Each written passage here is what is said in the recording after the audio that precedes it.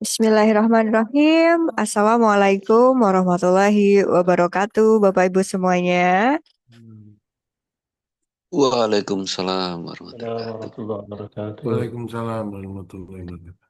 Bagaimana kabarnya Bapak Ibu semuanya? Sehat-sehat, semangat? Meskipun mungkin dari Bapak Ibu semuanya beberapa menjalankan ibadah puasa, semoga dilancarkan. Sehat-sehat. Hari ini izinkanlah Alhamdulillah. saya Dia Azhari selaku staf pendampingan alumni yang juga menjadi MC pada agenda webinar Sejuta Senyum Pensiun ke-104.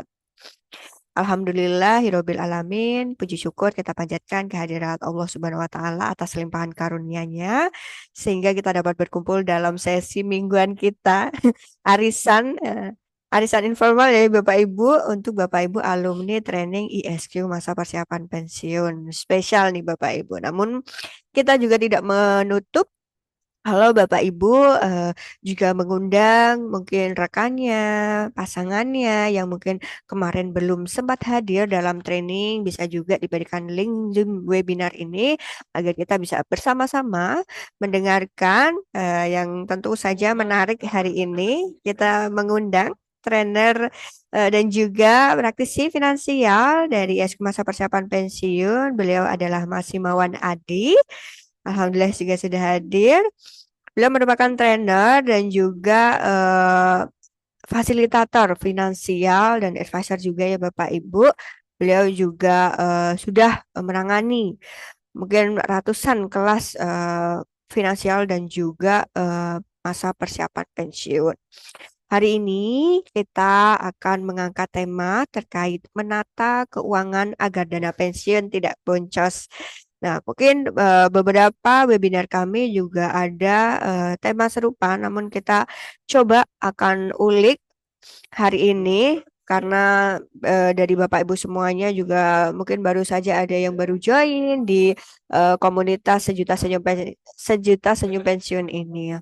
Jadi sebelum kita masuk lebih lanjut ke sesi berikutnya, izinkan saya menyampaikan sedikit informasi. Jadi webinar Sejuta Senyum Pensiun ini merupakan agenda dari komunitas Sejuta Senyum Pensiun ya Bapak Ibu dari alumni training ISQ MPP. Kami menyelenggarakan webinar ini satu kali seminggu di setiap Jumat jam 13.30 sampai jam 3 sore.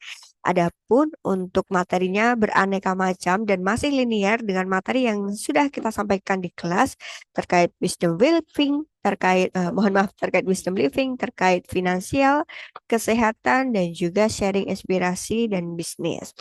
Nah, mungkin dari Bapak Ibu sekalian nanti akan ada kejutan-kejutan menarik di belakang karena kita juga sudah mengundang Bapak Ibu alumni dari training MPP yang memang sudah lebih dulu atau sudah menjalankan usahanya untuk sharing bersama juga di sini. Harapannya dapat menginspirasi dan portofolionya langsung nih dari alumni kita sendiri. Dan barangkali dari Bapak Ibu ke depan mungkin Mbak Dia saya mau share nih ya. Silahkan bisa menghubungi nomor admin yang biasa mengirimkan informasi terkait webinar ini. Dan kita juga ada layanan untuk liputan usaha ya Bapak Ibu. Sampai saat ini masih free untuk alumni training MPP. Jadi mohon kalau Bapak Ibu memang mau nih usahanya kita liput, boleh menghubungi juga. Nanti kita akan kirimkan form untuk asesmen awal ya, survei awal terkait gambaran usahanya seperti apa untuk kita persiapan liputannya. Mungkin itu saja sedikit informasi dari kami. Dan mungkin langsung saja, selamat siang Mas Adi. Ya, selamat siang Mbak Dia. Assalamualaikum Bapak Ibu. Selamat menjalankan puasa. Semoga lancar sampai akhir begitu. Kabar sehat Alhamdulillah. semuanya, seger ya. Walaupun mungkin istirahat siangnya bukan isoma ya, tapi jadi isom ya. Yes, so. Eh, eh. Oke. Terima kasih Mas Adi sudah berkenan hadir menyapa Bapak Ibu lagi. Terakhir kita di bulan apa ya Mas? Agustus apa November ya tahun lalu ini. Bulan Nah, Desember. oh Desember ya? Iya, Oke, belum lama ya ternyata. iya kebanyakan jadwal nih Bapak Ibu Mbak Dia, jadi sampai lupa sama saya. Oke, baik. Monggo Mas Adi bisa langsung sharing-sharing. Kita mungkin di Ya, sini baik. nanti kalau ada pertanyaan bisa langsung jawab aja ya Mas Adi. atau Oke, bagaimana? baik. Mhm. Ya, Oke, baik. Bapak Ibu, Silakan, Mas. kita diskusi aja karena Bapak Ibu tentunya lebih tahu tentang pensiun daripada saya begitu ya. Hanya saja saya di sini bermaksud sharing aja kepada Bapak Ibu tentang bagaimana pensiun ini bisa kita lakukan ya. Kenapa? Karena tadi udah ngobrol dikit nih sama Mbak Dia, Bapak Ibu, sampai-sampai tadi apa namanya kita sampai nggak lihat jam kayak gitu ya. Tapi nggak apa-apa, aman. Bapak Ibu sekalian, izin share screen ya. Nah, ini saya dikasih judul yang ngeri-ngeri sedap ini sama Mbak Diah ya. Tapi kayaknya masih ada yang ketutup ya. Oh ini ada. Nah, Bapak Ibu sekalian, eh, Mbak Diah ngasih judul saya berat banget. Tapi coba kita diskusiin bareng ya. Karena ini ternyata penting banget buat kita semuanya kayak gitu. Yaitu menata keuangan agar dana pensiun tidak bocor. Nah, kok bocor? Kayak gimana? Kayak gitu kan? Nah, ini yang jadi menarik karena apa? Strategi ini bisa kita gunakan untuk bagi Bapak Ibu yang sudah baru mau yang akan ya, supaya pensiun tetap aman, mandiri dan juga bermartabat. Nah, kata kunci bermartabat ini kan kadang ya supaya maksudnya nggak ada masalah yang tiga nih. Bapak Ibu masih ingat dengan masalah tiga nih itu ya, jasmani, rohani dan mani kayak gitu kan. Nah, ini jadi yang bagaimana kita bisa lakukan. Bapak Ibu sadar nggak, ngerasa nggak akhir-akhir ini ekonomi sebenarnya baik-baik saja atau tidak? Boleh tulis di kolom komentar Bapak Ibu. Ekonomi akhir-akhir ini sebenarnya baik atau tidak? Baik, boleh. Tidak baik juga boleh ya, karena kita nanti coba akan apa namanya kulik untuk kita bisa sampaikan. Nah, tidak. Ini ada Pak Taklim nih yang jawab tidak. Boleh Pak open mic? Kenapa tidak kayak gitu? Iya, secara umum kita melihat di apa aktivitas bisnis. Saya kebetulan masih bekerja dan secara umum kondisinya memang kurang baik. Oke. Kurang baiknya di mana nih Pak? Sales tidak mencapai target gitu. Oke, nggak mencapai target. Ya, menarik ya, nggak mencapai target dan lain sebagainya. Penjualan memang lesu. Eh, Tadi sempat kita diskusi juga Bapak Ibu dengan Mbak Diah nih, yaitu apa? Biasanya yang namanya obligasi suku atau kalau secara orang investasi itu nyebutnya sebagai apa sih namanya? Instrumen pendapatan tetap ya. Kita kadang-kadang kok pendapatan tetap itu seperti apa ya, paling gampang ya surat utang negara kayak gitu ya. Itu aja serapannya nggak nyampe 50% kan ya Bapak Ibu ya. Kalau misalnya baca berita mungkin tadi pagi ataupun kemarin pas penutupan itu. Nah, ini artinya apa ya? Artinya apa? Bahwa orang nggak lagi ke pendapatan tetap, walaupun itu sebenarnya salah satu yang dijamin oleh negara ya. Nah, kenapa kok nggak tetap? Karena berarti ada yang entah itu orang akan lebih nahan uang atau ke instrumen investasi yang lebih menarik. Kira-kira kalau kita ngomongin obligasi, suku, dan emas, Bapak Ibu saat ini pilih mana nih?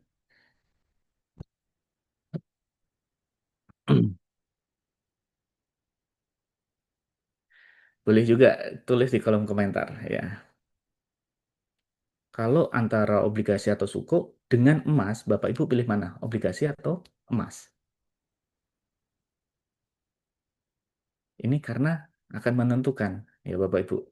Jadi begini Bapak Ibu, kita bisa lihat kasusnya bahwa kalau sekarang ini kita di obligasi, taruh kata ori yang terakhir kemarin ya, itu di 5,8%, 5,85% per tahun dikurangi pajak 10% ya, itu untuk yang tenor 6 tahun, itu maka praktis kalau kita hitung itu cuma 5,085 atau 5% aja saya buletin. Ini jadi per tahun ya. Jadi nggak menarik. Di saat emas, Bapak Ibu, kemarin sempat ada yang beberapa hari itu bahkan satu harinya itu 8%. Nah, jadi artinya kekayaan kita itu bisa dikejar dari sana. Ini yang makanya kalau kita lihat kondisi ekonomi sekarang ini, kita jadi paham. Ya, kenapa kok instrumen pendapatan tetap nggak terlalu laku untuk yang terakhir ini ya. Keduanya bagus, betul Pak Agus Hermawan ya. Keduanya memang bagus.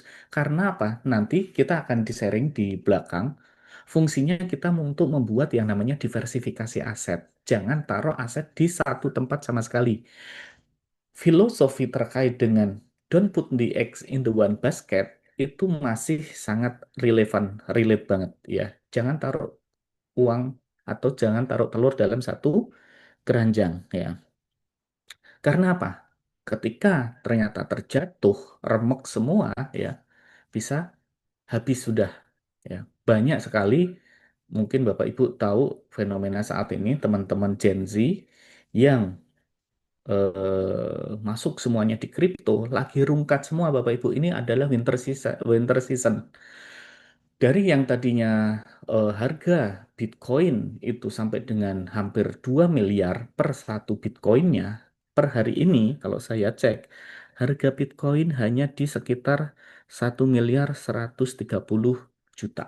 Artinya ada 800 sampai 900 juta yang hilang dari setiap koin yang mereka miliki. Ya. Nah, ini makanya kita kemudian harus diversifikasi aset. Nah, kita lanjutkan dulu Bapak Ibu untuk kita sharing ya.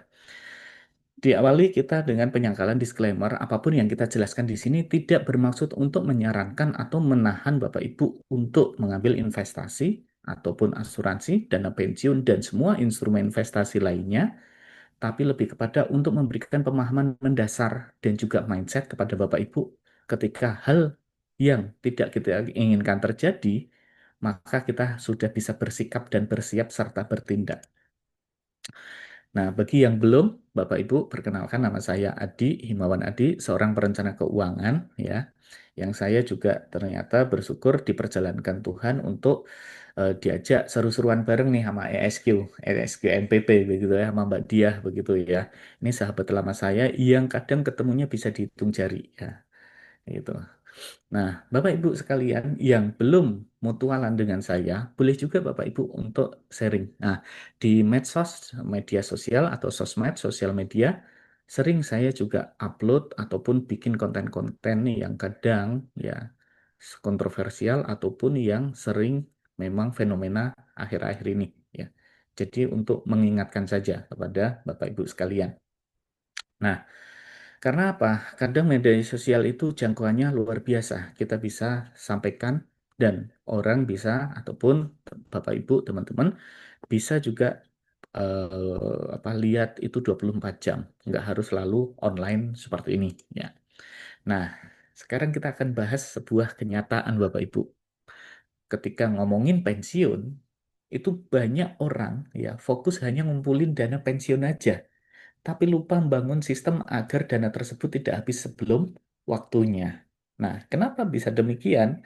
Karena memang, Bapak Ibu, saya sendiri ngalamin ketika sebelum pas pensiun atau setelah pensiun, itu terlalu minim atau sedikit alat, media, bahkan lembaga yang bisa kita pakai untuk belajar terkait dengan pensiun ini. Bahkan kita itu tahu ada workshop-workshop pensiun ya baru akhir-akhir ini sebenarnya. Walaupun mungkin ada beberapa Bapak Ibu di perusahaan Bapak Ibu udah memang puluhan tahun. Tapi ternyata juga mungkin bisa jadi belum mengena di setiap sisi kita. Ya. Nah, fakta yang harus kita dapatkan di sini adalah yang pertama, bahwa UHH, Bapak Ibu, usia harapan hidup, berdasarkan dari data BPS tahun 2023, Bapak Ibu, saya ambil berarti 3 tahun yang lalu ya, karena yang 2026 belum keluar, usia harapan hidup masyarakat Indonesia itu meningkat.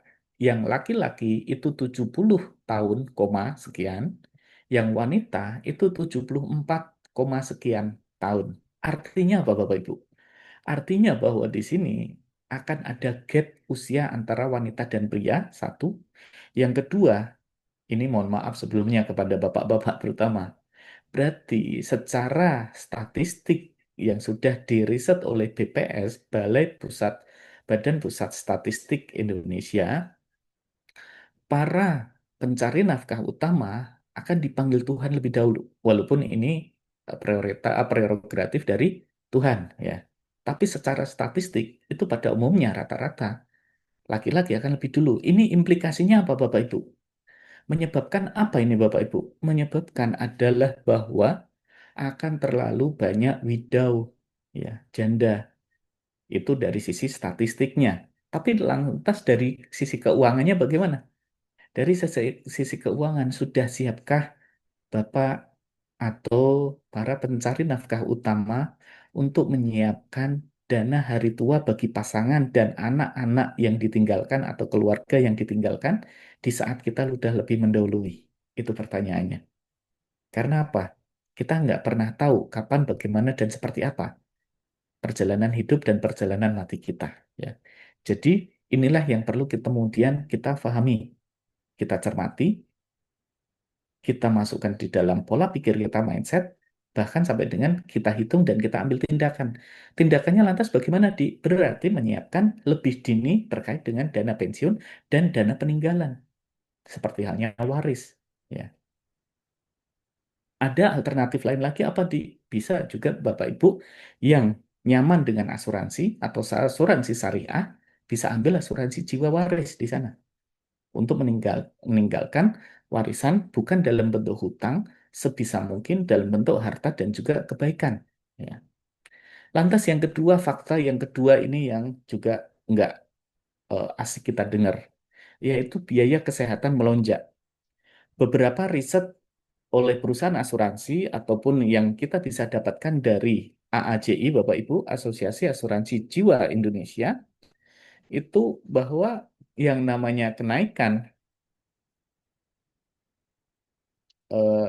apa inflasi dana kesehatan itu per tahunnya bisa lebih dari 15%. Jauh di atas dari inflasi ekonomi secara umum yang kurang lebihnya setidak-tidaknya di 5%. Nah, pertanyaan berikutnya, implikasinya atau yang harus kita siapkan.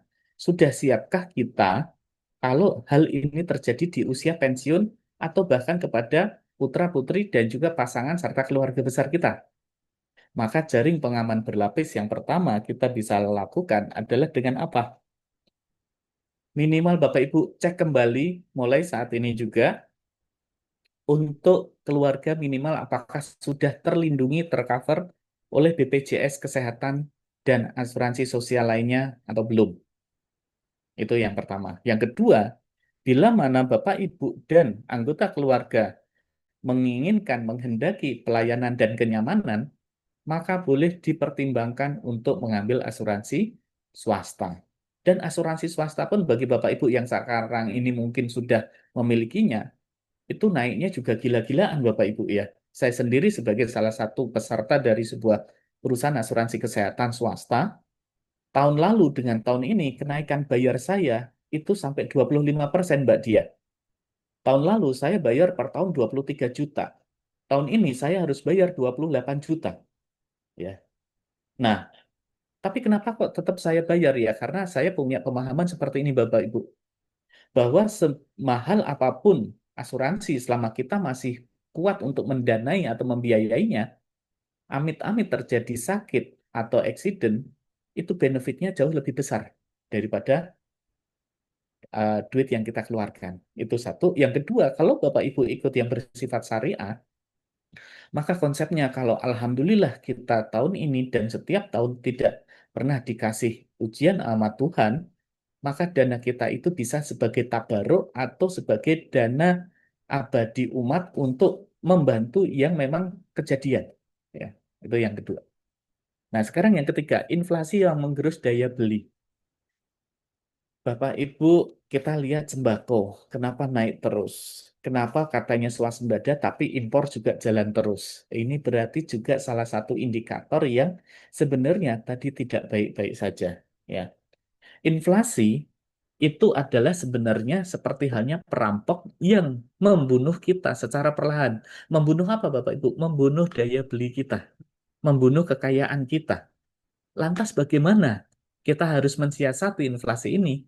Maka Bapak Ibu sangat disarankan pecahlah aset dan taruh aset yang minimal bisa mengalahkan inflasi. Minimal bisa mengalahkan inflasi.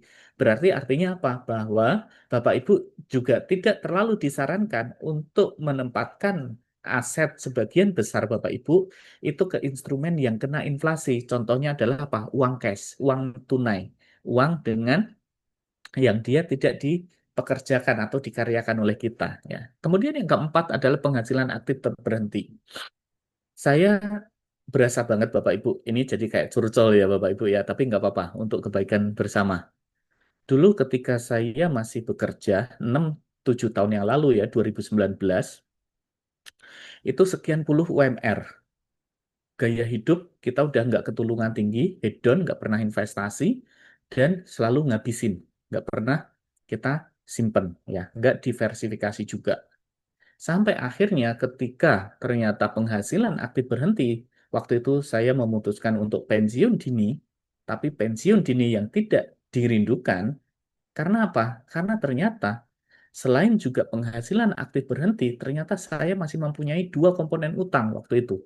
Yaitu yang pertama utang cicilan mobil, yang kedua adalah utang untuk bayar asuransi jiwa waris. Karena saya memang salah satu yang punya apa namanya percaya bahwa sebagian dari aset kita kalau dalam bentuk asuransi waris ini bisa juga di nanti temurunkan kayak gitu ya.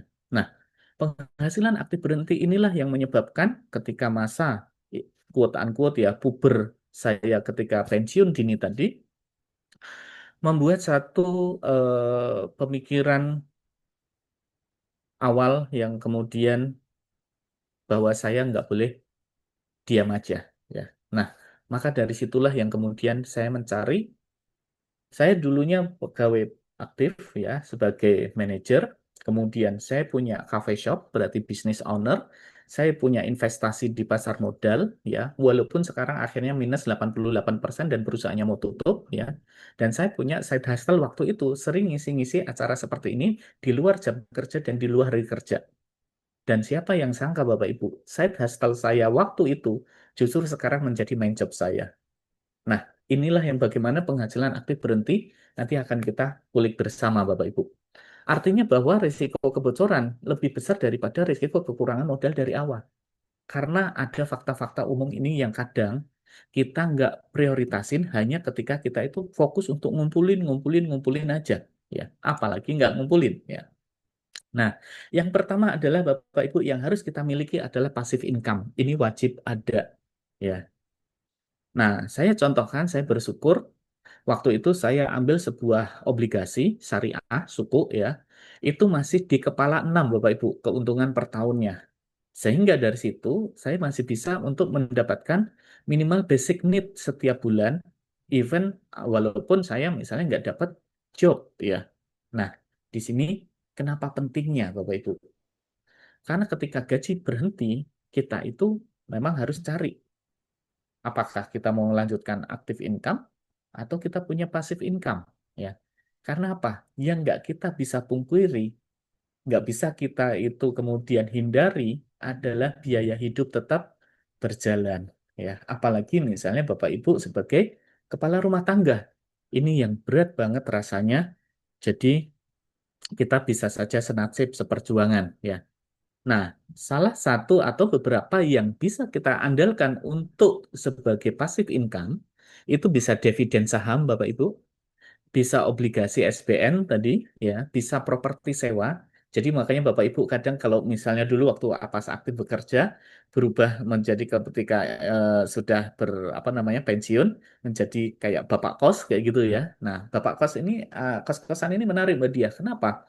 Kalau kita lihat dari sisi bisnis ini nggak menarik. Kenapa nggak menarik? Dengan tingkat hunian 90% pun, ya, berapapun pintunya, ya, itu maka BEP akan ada di sekitar 12 tahun ke atas. Tapi kalau untuk Bapak Ibu yang memang menjelang atau bahkan pas pensiun, ini menjadi menarik karena pertama, harga aset akan naik pada umumnya. Yang kedua, ada pengganti penghasilan yang keputus tadi, yaitu dari uang sewa, mau bulanan atau tahunan. Jadi kalau udah sekian pintu, sekian belas pintu, sekian puluh pintu, ini menarik sekali, ya. Karena tiap bulan akhirnya dapat pengganti dari passive income tadi.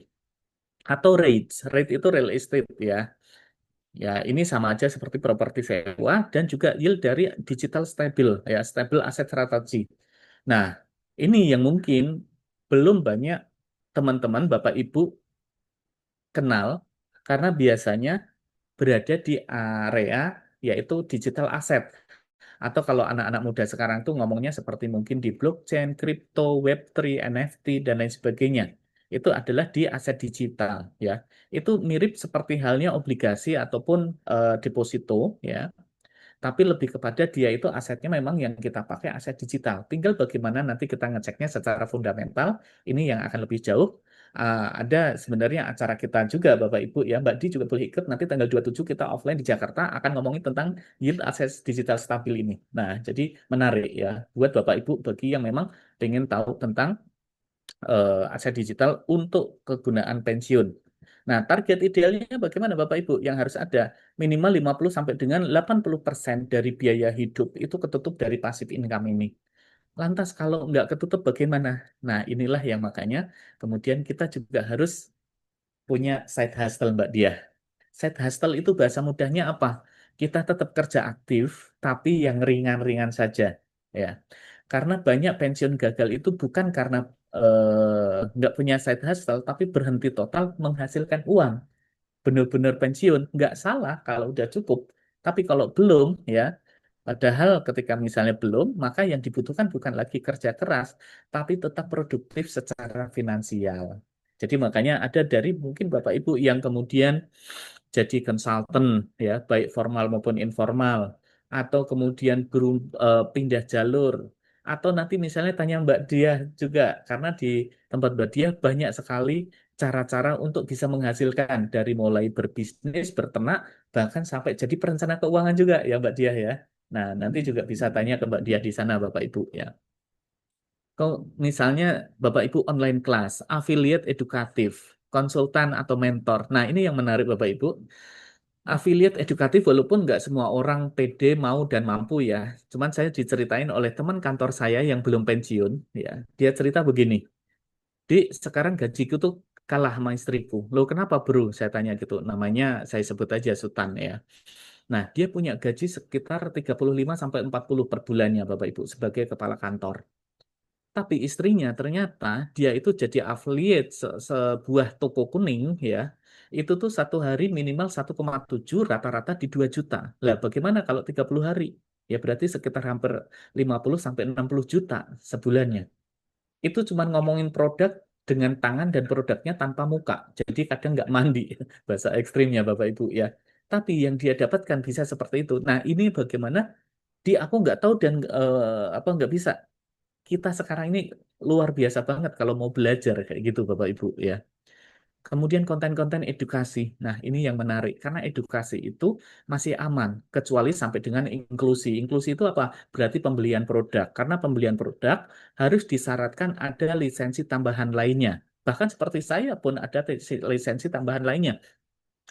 Kalau saya ngomongin tentang investasi secara detail, maka saya ambil sertifikasi penasehat investasi. Kalau saya ngomongin obligasi, saham, bahkan sampai dengan mungkin apa namanya reksadana itu ada WPPE ya. Kemudian kalau sampai dengan mengelolakan modal, maka kita ambil lisensi WMI, Wakil Manajer Investasi. Jadi kita kontennya diedukasi aja dulu Bapak Ibu. Ini yang murah meriah dan apa seru ya. Kemudian fungsinya untuk kita itu tetap aktif ini apa sih Bapak Ibu? Kita jaga income Bapak Ibu, menjaga cash flow supaya kita itu bisa juga menjaga mental dan kita punya tujuan hidup yang apa pasti serta mencegah dari penarikan dana pensiun terlalu cepat. Banyak enggak di antara kita tuh biasa ya, jujur Bapak Ibu, kadang kita invest apa yang tadinya pengen buat sekian tahun, sekian puluh tahun, tapi dalam hitungan bulan harus kita tarik, padahal masih merugi. Nah, karena kita nggak siap di sini, ya. Nah, kemudian yang berikutnya, Bapak Ibu, dana darurat khusus pensiun yang harus kita siapkan. Kenapa ini menjadi penting?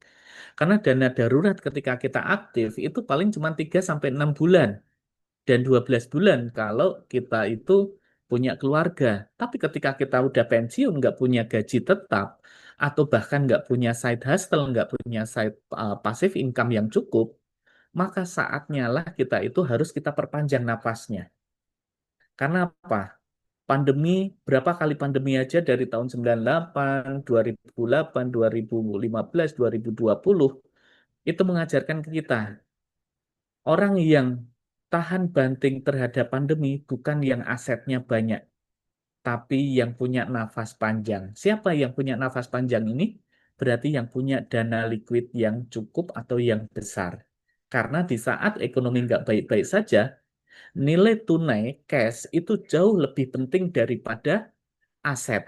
Karena aset bisa aja berkembang, aset bisa aja kemudian apa namanya leverage ya. Tapi saat ekonomi nggak baik-baik saja, hampir semua orang butuh cash. Makanya aset dijual banting harga semua. Jadi kalau Bapak Ibu pegang cash yang cukup atau bahkan lebih, potensi Bapak Ibu jadi OKB ya, maksudnya adalah kita bisa dapat menaikkan kekayaan baru itu malah lebih besar. Karena tinggal kita nunggu ada orang yang BU, CPT, BGT enggak ya, butuh uang cepet banget enggak kayak gitu kan. Nah, ini jadi yang menarik ya. Ya. Nah, 24 bulan itu mungkin dalam 2 tahun itu dirasa cukup karena kalau kita mengukur pakai pandemi mungkin sampai dengan 2,5 tahun kemarin ya, dari 2020 sampai medio 2022 Mbak Dia. Tapi seenggaknya 24 bulan ini cukup. Dari mana 24 bulan ini besarannya?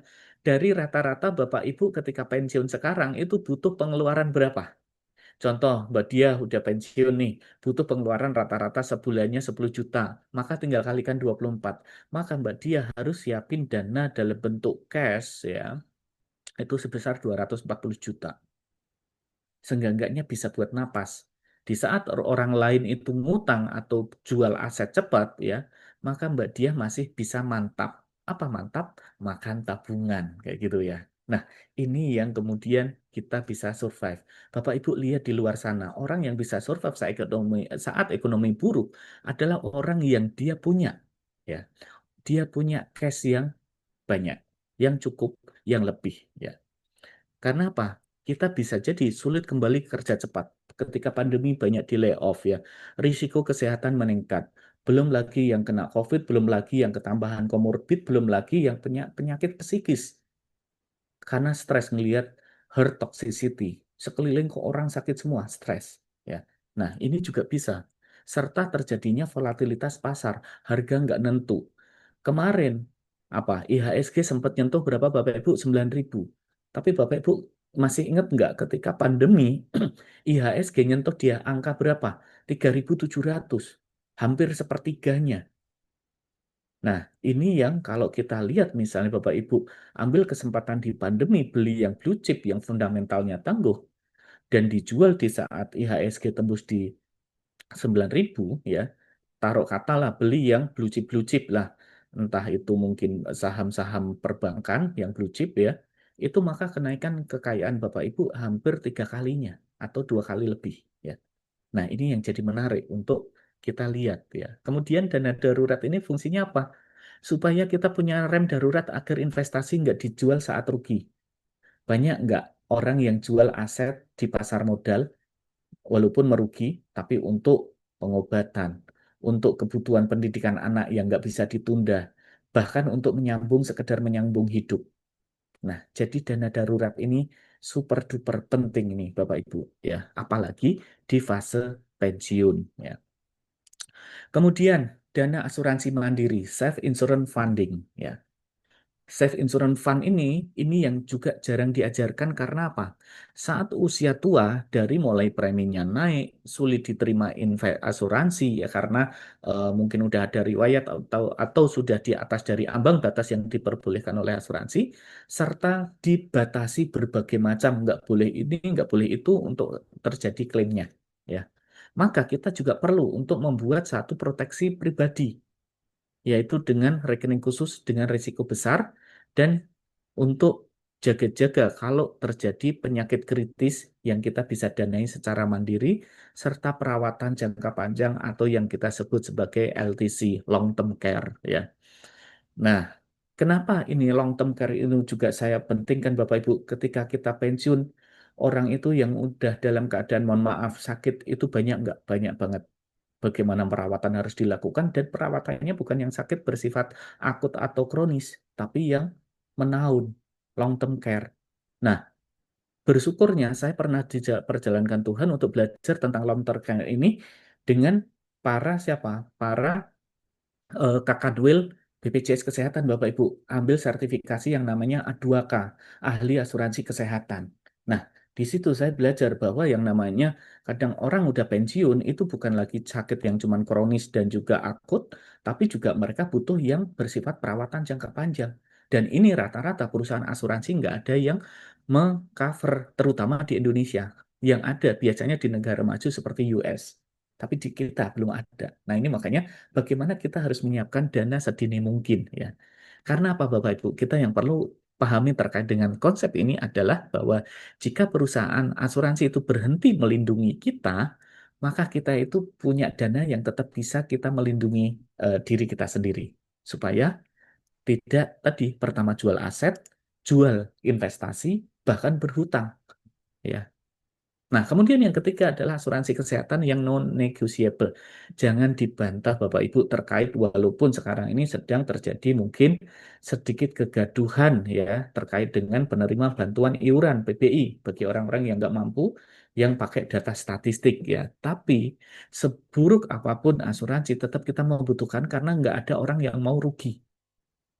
Nah, maka kita tetap bisa gunakan asuransi kesehatan ya. Penyebab terbesar dana pensiun habis itu bisa jadi biaya medis ya. Bukan cuma gaya hidup aja, tapi bisa jadi karena dia biaya medis. Saya ada satu contoh Bapak Ibu, seorang direktur utama sebuah bank besar ya. Dia punya seumur hidupnya nggak pernah invest, nggak pernah bikin passive income, nggak pernah diversifikasi aset. Satu-satunya aset ketika beliau pensiun adalah rumah mewah di bilangan terkenal. Ya. Ketika beliau sakit, ternyata mau nggak mau dana besar itu hanya bisa di cover oleh dia menjual rumah satu-satunya. Nah, inilah yang terjadi. Ya, sebenarnya gaya hidup ketika setelah pensiun beliau itu nggak lagi hedon, tapi beliau gagal menciptakan passive income dan menciptakan aset yang berproduktif. Nah, ini makanya yang kemudian kita juga harus hati-hati Bapak Ibu ya. Nah, yang berikutnya adalah apa? Tambahan private insurance bila mampu. Bapak Ibu minimal punya BPJS Kesehatan. Cek di keluarga, jangan sampai tidak ada yang tercover. Kemarin ada teman baik saya, sahabat saya, lupa belum ngurus BPJS, Bapak Ibu. Anaknya usia 6 tahun terkilir main di sofa, patah tulang. Ya akhirnya dia harus masuk ke rumah sakit operasi. Saya tanya, untungnya operasi di rumah sakit tersebut tidak terlalu ngetok, habisnya 10 juta. Tapi pertanyaan saya, uang 10 juta sebenarnya bisa dihemat kalau dia sempat ngurus BPJS kesehatan tadi. Ya, nah ini makanya bagaimana kita bikin jaring pengaman ya. Kemudian pilih yang renewable lifetime. Artinya apa? Yaitu asuransi yang bisa diperpanjang seumur hidup. Bukan lagi ketika Bapak Ibu kena penyakit, maka tahun depan nggak bisa diperpanjang. Walaupun Bapak Ibu mau bayar 2 kali, 3 kalinya misalnya saja. Ya, karena apa? Ada satu aturan yang perlu kita pahami adalah bahwa satu operasi itu bisa menghapus tabungan kita selama 20 tahun loh Mbak Di dan Bapak Ibu. Ini yang makanya kenapa kita tetap must have ya. Kita harus tetap punya kayak gitu. Jadi sekarang banyak asuransi yang kadang apa sih testimoninya nggak bagus. Nah, maka kita pakai pendekatan pilah dulu sebelum pilih.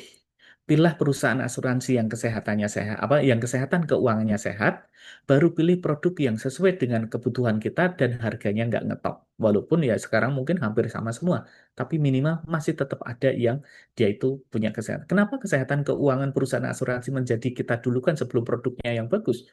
Sekarang banyak produk yang bagus tapi asuransinya gagal bayar, ya nggak Bapak Ibu? Dulu justru kita belajar dari banyak kasus-kasus yang udah ditutup oleh OJK maupun sekarang yang masih bermasalah, itu karena produknya bagus tapi perusahaannya nggak sehat. Nah, ini makanya yang kemudian kita perlukan untuk bisa mendapatkan insight-insight-nya. Ya. Kemudian yang berikutnya adalah manajemen aset liquid. Artinya apa sih ini Mbak Dia? Bahwa kita itu punya aset liquid ya, aset yang bersifatnya cash, itu harus kita manage, harus kita kelola. Karena banyak orang kaya dalam bentuk aset, tapi miskin dalam bentuk cash flow. Itu termasuk saya sendiri. Ini saya cerita ya Bapak Ibu ya.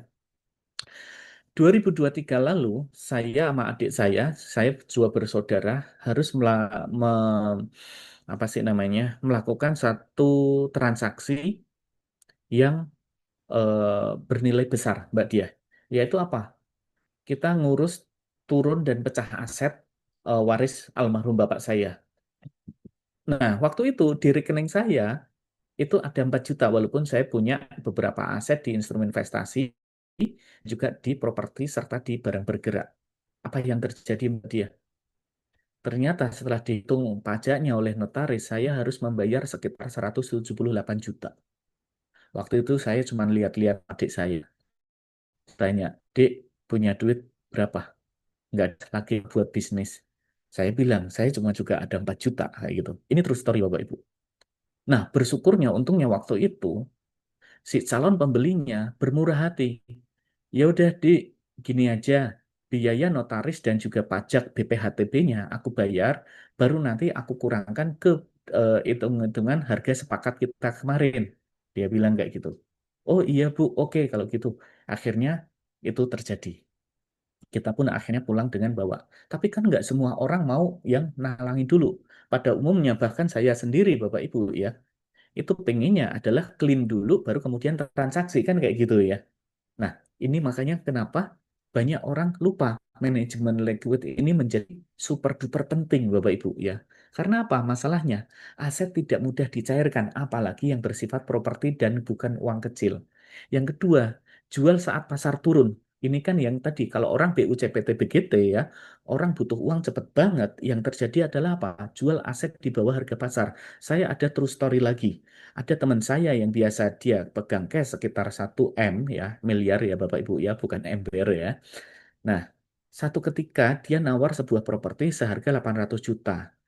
Oleh pemilik properti nggak dilepas karena harga pasarannya 1,5 miliar. Itu sebelum pandemi waktu itu. 2 tahun yang lalu tiba-tiba pemilik properti menghubungi teman saya lagi. Pak, Bu, penawaran yang dulu masih berlaku nggak? Yang mana Pak? Yang Bapak Ibu mau beli properti saya 800 juta. Oh, kenapa Pak? Ternyata orang ini BU, CPT, BGT. Butuh uang cepet banget. Ya, akhirnya karena teman saya biasa nyiapin manajemen likuiditas aset yang cukup, dia bisa mendapatkan properti yang seharga 1,5 miliar hanya dengan mengeluarkan 800 juta.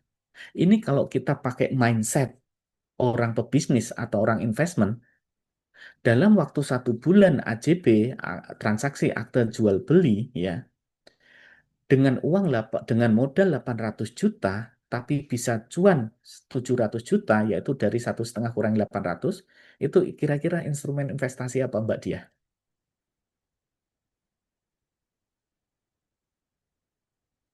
Paling kripto ya, dan itu pun belum tentu kalau pasarnya lagi winter. Nah, maka dengan manajemen likuiditas aset yang cukup ini Bapak Ibu, itu kadang kita bisa membalikkan keadaan kita. Jadi semakin kaya. Orang yang nggak punya likuiditas yang cukup, bahkan asetnya bisa kegerus, habis. Nah, kita mau jadi pilihan yang mana ini? Nah, inilah makanya kenapa aset liquid itu menjadi penting Bapak Ibu. Bukan cuma kegayaan aja buat kita taruh. Lagi kalau dana darurat tadi udah liquid, dana apa manajemen yang liquid ini kita siapin lagi nanti kena inflasi. Nah, kalau yang ini Bapak Ibu boleh taruh di aset yang bisa liquid. Entah reksadana pasar uang atau nanti misalnya di emas digital atau di deposito bank digital yang kadang nggak ada tenor atau nggak ada eh, eh, pagu-pagunya harus berapa bulan baru bisa diambil ya. Nah, sehingga dia tetap bisa ngalahin inflasi sebelum kepake, tapi ketika kepake bisa kita gunakan sebaik-baiknya. Nah, strateginya bahwa kita itu pengen aset kita itu aset income atau aset growth atau aset liquid ya.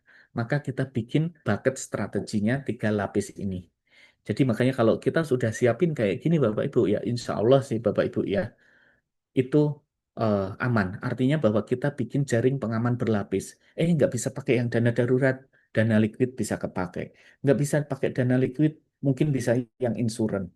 Nggak bisa yang insuran, pakai nanti yang diversifikasi aset dan lain sebagainya. Ya.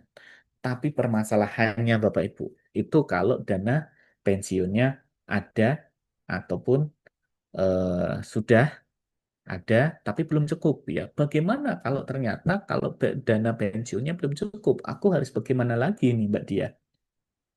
Yang pertama, maka ya kita mulai dari realita. Kita harus membuka mindset kita.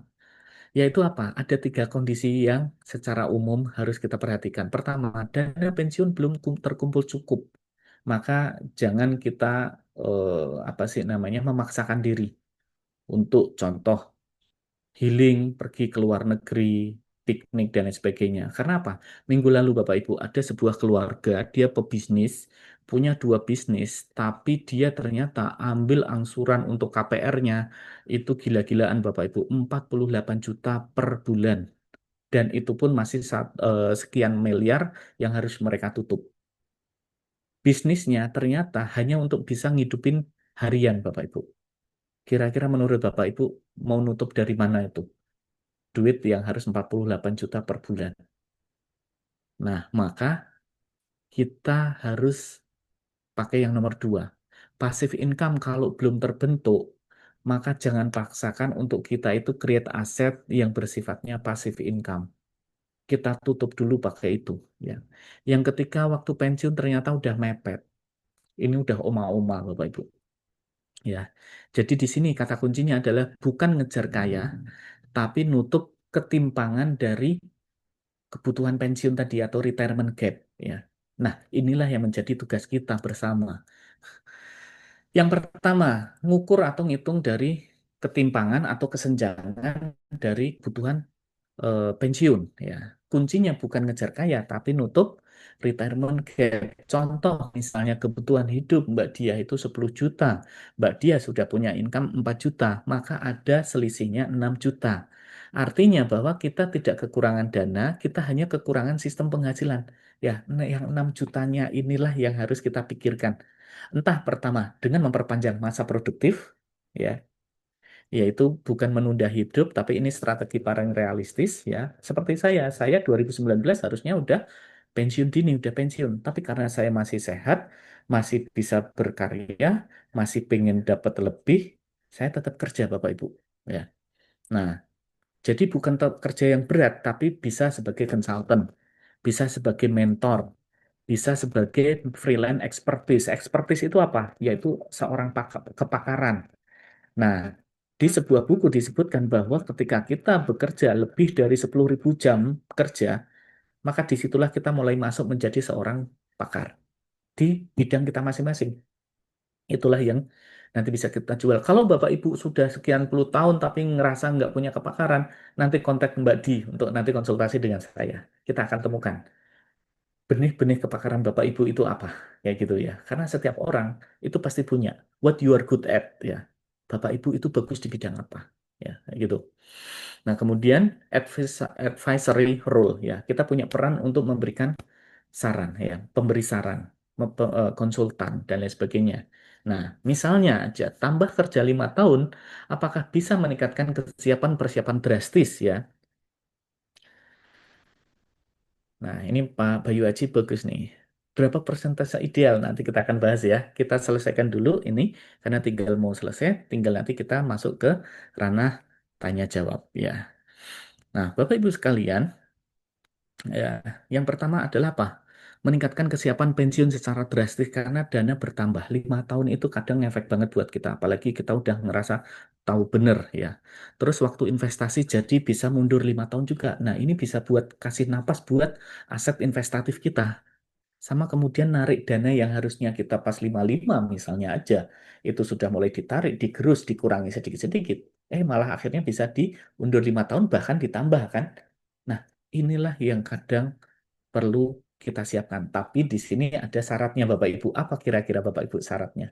Requirement-nya untuk bisa ngelakuin ini. Yaitu kita menggunakan kesehatan duani tadi. Yaitu kita harus sehat jasmani dan kita sehat rohani. Sehingga kesehatan mani bisa kita kejar. Kayak gitu ya. Tapi kalau dua ini sudah nggak memungkinkan, maka untuk ngejar yang di sini kadang menjadi nggak ideal lagi Bapak Ibu. Ya, nggak realistis ya. Nah, kalau nggak realistis, lantas bagaimana kita tetap bisa melakukan ketika dana pensiun ini kurang. Turunkan gaya hidup. Nah, ini lagi-lagi yang saya cerita tadi ya, ada seorang klien, eh, dia itu harus nyicil 48 juta, tapi tahu nggak Mbak Di dan Bapak Ibu, dia harus tetap selalu pergi ke luar negeri sebulan sekali sama teman-teman sebayanya. Padahal duit 48 juta kadang belum kepegang. Harus dari mana? Ini yang jadi kadang sulit banget ya. Yang sulit di kita itu bukan masalah kita itu mempertahankan kualitas hidup, standar kelayakan hidup, tapi kadang menurunkan gaya hidup. Saya sendiri juga sama, Bapak Ibu. Dulu ketika awal kerja masih sekian UMR, saya makan favorit saya itu di lapak-lapak kaki lima di Bilangan Sudirman. Tapi begitu sudah di level manajer waktu itu, sudah puluhan UMR ya, ternyata saya lupa.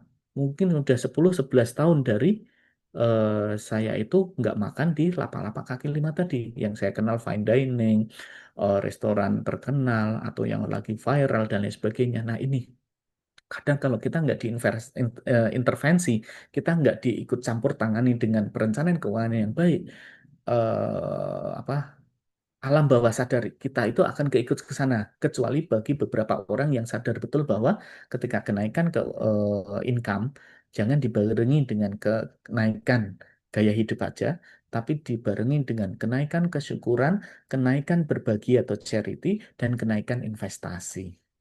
Ya. Nah, kemudian yang perlu kita lakukan apa aja? Downsizing rumah. Ini lagi-lagi cerita yang klien saya minggu lalu. Saya sarankan untuk pindah ke rumah yang lebih kecil. Mereka bilang susah gaya hidup, anak-anak nggak mau terima. Ini satu. Ya, yang kedua, kurangi biaya tetap. Ya, biaya tetap itu apa? Contohnya, misalnya begini, Bapak Ibu udah jarang nonton Netflix, Bapak Ibu jarang pakai Spotify, Bapak Ibu jarang pakai Disney Hotstar, Bapak Ibu jarang pakai yang bersifatnya subscription semuanya. Ujung-ujungnya cuma scroll TikTok gratis. Nah, itu ditutup aja semua. Walaupun kayaknya cuman mini-mini expand ya. Tapi ini akan ngefek kalau kita kalikan setahun, kita kalikan 10 tahun kayak gitu. Kemudian pindah ke kota dengan biaya hidup yang lebih rendah. Saya sarankan pulang kampung mau nggak? Nah, lagi-lagi orang itu akhirnya gaya hidup. Kami udah terbiasa enak di kota, susah untuk pulang kampung kayak gitu. Ini true banget Bapak Ibu, karena di beberapa kondisi studi kasus kita, kami ya, kita sarankan ini bagi yang benar-benar sudah nggak bisa, dia itu cari tambahan income lagi. Ya, kemudian optimasi pengeluaran rutin. Cek pengeluaran rutin seperti apa. Ya, karena apa? Kita harus tahu aturannya bahwa pengeluaran fleksibel itu akan memperpanjang umur dana kita lebih panjang. Karena kalau ternyata misalnya dana kita kecil, ya saya contohkan begini yang Bapak Ibu mungkin bisa dipahami. Tanpa meremehkan sebuah bidang kerja, kenapa Abang Becak itu bisa menyekolahkan anaknya bahkan menaikkan haji dirinya beserta istrinya? Karena dia tahu persis, dia bukan mediocre, orang yang tanggung, atau bukan orang yang silakan Bu, Pak Labora, ya. Nah, tapi dia tahu persis bahwa income dia itu daily basis, bersifat harian. Kalau nggak narik, nggak dapat uang. Sekali narik mungkin 200-300 juta. Let's say mungkin 200 juta. Maka dia 120 itu harus bisa buat makan sehari, buat bertiga, 3 kali sehari. Yang 80 dia harus paksa sisihkan untuk ditabung diinvest. Mungkin dia nggak kenal invest, cuma tabungan. Tapi tabungan ini yang kemudian dia lakukan berkali-kali, berkala, bahkan sampai dengan tahunan, maka bisa buat nyekolahin anaknya, naikin haji dirinya beserta istrinya. Nah, beda dengan orang kaya ataupun seorang karyawan yang kemudian gajinya 10 kali UMR, UMR Jakarta mungkin sekarang berapa? 5,6, berarti dia gajinya 56, tapi habis itu ya nggak pernah nyisihin, ya kayak gitu. Ini yang makanya kemudian kita juga perlu pahami Bapak Ibu. Saya sendiri seorang mantan pendosa keuangan, jadi tahu persis rasanya Mbak Dia, ya. Bagaimana kita berlaku eh, menikmati kekayaan dengan luar biasa tadi, ya. Yang ketiga adalah ubah aset tidur jadi aset produktif. Ini yang pernah saya juga sampaikan kepada seorang klien yang akhirnya dia bisa lumayan mentas hidupnya. Dia nggak suka berhutang. Dia kehilangan mata pencariannya karena perusahaannya pindah ke Vietnam. Lantas saya cuma tanya satu hal. Ibu pernah kepikir nggak semasa Ibu menikah dulu atau bahkan sampai sekarang pernah punya emas, emas kawin atau emas yang dibeli secara berkala? Oh iya. Nah, akhirnya itulah yang kemudian dipakai untuk menutup hutangnya. Satu. Yang kedua, Bapak Ibu pernah nggak kadang kita kepikir bahwa kita itu invest tanah ya, saya ngomong tanah atau bangunan mangkrak, nggak diapa-apain, cuma bayar PBB, yang kita kejar adalah apa? Yang kita kejar adalah untuk mendapatkan kenaikan harga aset. Nah, padahal ada satu kelas aset ya, atau ada jenis aset yang dia tidak hanya bisa kita karyakan untuk menambah kekayaan kita, tapi juga bisa untuk memberikan penghasilan. Salah satunya adalah seperti properti.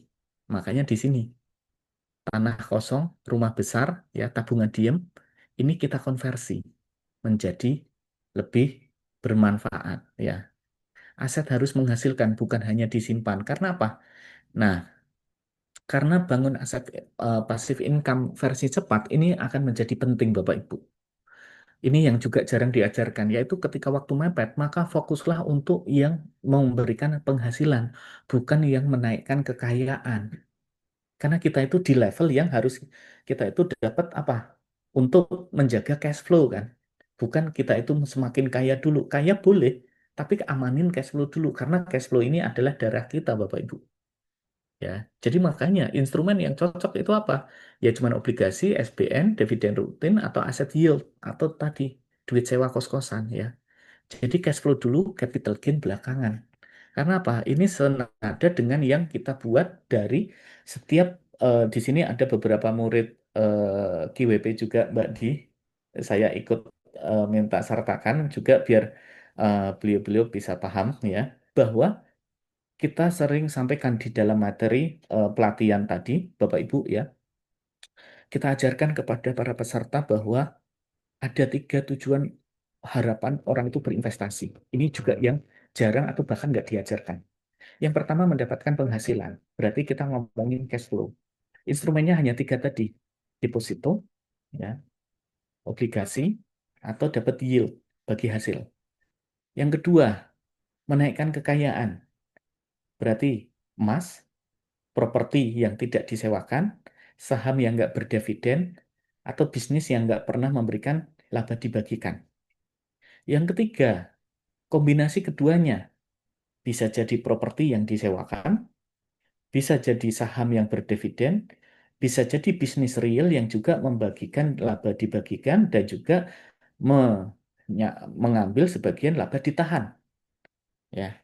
Nah, karena kalau ketika kita mau pensiun, tapi cash flow kita belum aman, jangan kita ambil nomor 2 dulu. Prioritaskan nomor 1. Atau kalau nggak bisa, sudah kadung terlanjur punya aset, maka pilihlah nomor 3, Bapak Ibu. Ya, karena ini super penting. Ini yang kadang memporak-porandakan struktur investasi kita. Sering saya ketemu dengan di kelas-kelas pensiun, Bapak Ibu. Ya, di ini emas lagi naik, saya mau beli kan emas. Boleh, tapi Bapak Ibu saya tanya, Ibu cash flow-nya udah aman belum? Kalau belum, boleh sebagian aja, tapi sebagian untuk create cash flow. Kenapa? Kebayang nggak Bapak Ibu, Mbak Dia? Kalau kita paksakan di emas, taruh kata bisa buat beli emas 1 kilo. 1 kilo harga per hari ini 2,830. Berarti 2.830. Nah, pertanyaannya, kalau setiap bulan dia harus mengkonsumsi 10 gram, berarti hanya bisa buat hidup 100 bulan kan? 100 bulan notabene yang nggak nyampe 10 tahun. Emas itu akan habis. Nah, ini loh Bapak Ibu, kalau kita salah ngambil pilihan instrumen investasi di saat kita itu kebutuhannya yang lain, maka juga akhirnya nggak tepat jangka panjangnya. Terus yang tepat bagaimana? Nomor 1 dulu, pokoknya tetap tapi ngasih penghasilan. Atau saya kemarin sempat nguji, yang sekarang juga lagi saya lakukan Bapak Ibu, saya 2024 Januari masukin emas, harga masih 1 juta. Saya jual dong emasnya, dapat sekitar 1 mobil LCGC. Sekarang saya masukkan ke suku. Nah, dari suku saya dapat penghasilan tambahan sekarang. Nah, sebagian dari suku tadi kemudian saya masukkan ke emas lagi. Nah, jadi dari yang meningkatkan kekayaan, saya konversi menjadi yang memberikan penghasilan. Sebagian penghasilan ketika nggak habis saya konsumsi, saya masukkan lagi untuk mendapatkan kekayaan lagi. Nah, ini Bapak Ibu yang kadang perlu kita waspadai ya. Karena yang terakhir Bapak Ibu, kita bisa menggunakan konsep hibrid ya, hybrid retirement. Ini bukan masalah bagaimana kita itu on off ya, tapi bagaimana kita membuat satu skema. Contoh, 50% pensiun itu 30% dari passive income, 20% dari produktif ringan. Nah, inilah yang saya lakukan. Sehingga apa? Kerja itu bukan masalah keterpaksaan kita bekerja, tapi bisa jadi kerja adalah pilihan. Saya satu kali kemarin sempat nolak kerjaan karena menurut saya nggak worth it, baik dari material maupun imaterial. Oke, saya bisa tolak, bukan karena keterpaksaan, Bapak Ibu. Jadi di sini ya, yang kemudian apa namanya bisa kita dapatkan ketika kita pensiun nanti. Yang terakhir, Bapak Ibu, menata keuangan ini menurut Morgan Housel ya, itu gak ada hubungannya dengan kecerdasan, namun lebih kepada perilaku, dan perilaku susah diajarkan bahkan kepada orang yang cerdas sekalipun. Seorang jenderal dulu pernah ada teman saya jadi korban investasi bodong emas kertas sekian M, 3M kalau nggak salah. Beliau cerdas nggak cerdas banget, bisa ngalahkan ribuan, puluhan ribu tentara lainnya untuk jadi jenderal. Tapi urusan keuangan, Bapak Ibu, ternyata masalahnya di perilaku. Ya tadi, gaya hidup itu juga kita di perilaku psikis ya. Makanya nanti Mbak Di mungkin boleh kita sarankan kita akan ngolik terkait dengan psychological of financial planning. Jadi perencanaan keuangan itu ketika tidak lagi melihat sebatas angka, tapi setiap makna yang berbeda oleh orang yang berbeda untuk melihat dari setiap angka tadi. Angka 100 juta mungkin buat Mbak Di kecil, buat saya gede banget, saya bisa lipat gandakan. 100 juta bagi orang yang mindset miskin, besok udah langsung jadi iPhone dan segala macam fashion lainnya. Tapi 100 juta buat yang bermindset kaya, akhirnya tahun depan bisa jadi 115 juta. Bapak Ibu.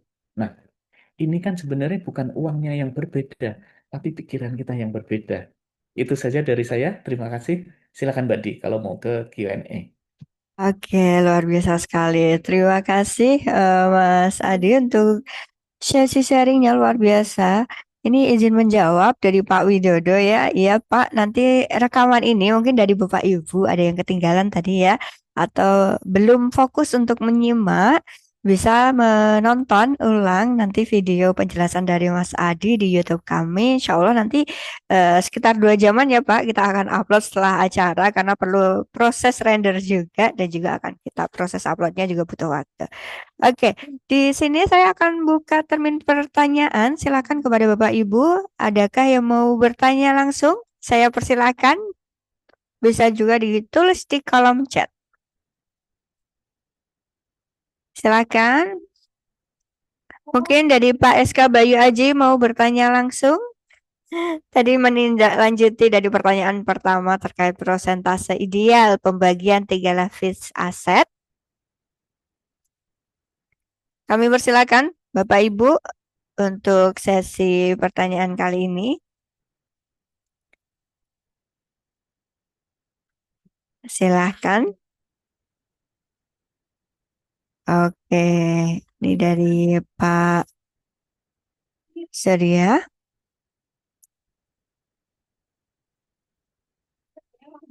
Oke, ini dari Bu Siti Aisyah.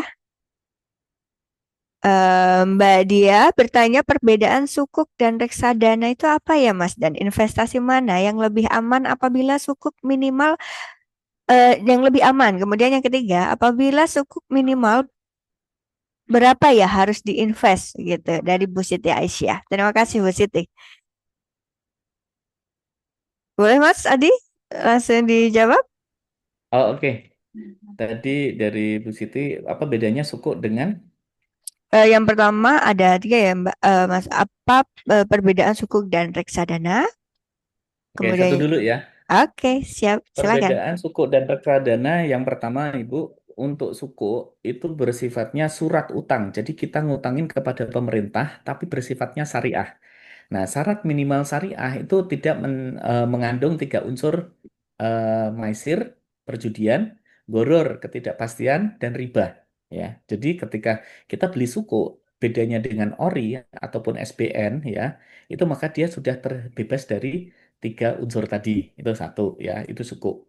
Nah, sedangkan reksadana adalah kumpulan beberapa aset instrumen investasi yang nanti disesuaikan dengan jenis asetnya. Contoh, misalnya ada kumpulan saham, ada saham-saham dikumpulkan jadi satu, maka disebut sebagai reksadana saham.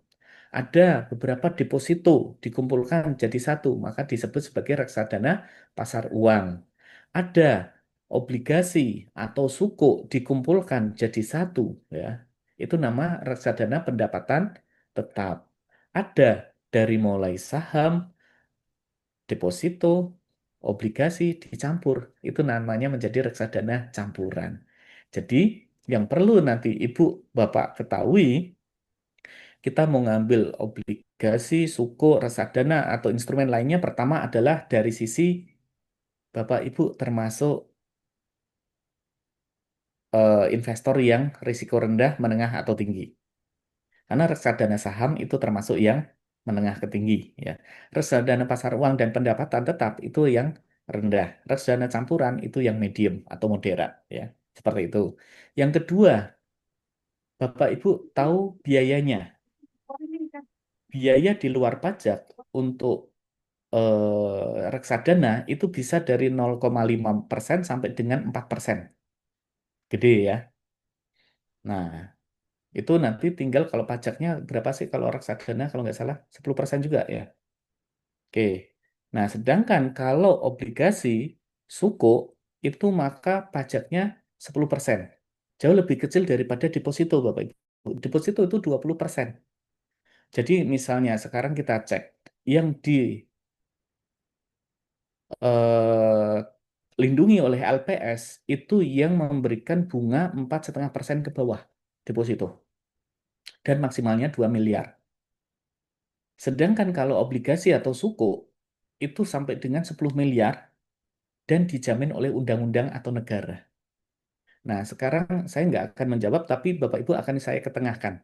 Kira-kira Bapak Ibu lebih percaya LPS atau lebih kuat LPS atau lebih kuat negara atau undang-undang?